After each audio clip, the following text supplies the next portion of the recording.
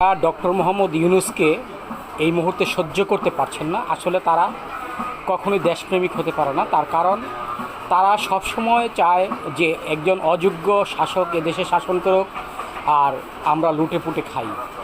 যারা এই ধরনের চিন্তা ভাবনা করেন আসলে তাদের জন্য এই বছর থেকে অর্থাৎ 2025 সাল থেকে অত্যন্ত দুঃসংবাদ এইটাই যে ভবিষ্যতে এই অতীতের মতো কোনো রাজনীতিবিদ আর বাংলাদেশে আসবে না এবং এরকম রাজনীতিও বাংলাদেশে আর ফিরে আসবে না। তার কারণ ডক্টর মোহাম্মদ ইউনূস হয়তো এমন একটি সংস্কার করে যাবেন যে সংস্কারটি ভবিষ্যতে কোনো রকম দুর্নীতিবাজ, চামচা এবং দখলবাজ কিংবা এই দেশ থেকে বিদেশে টাকা পাচারকারী এই ধরনের কোনো রকম স্বার্থলোভী মানুষ, রাজনীতিবিদ আর এই দেশে রাজনীতি করার মতো কোনো সুযোগ পাচ্ছে না।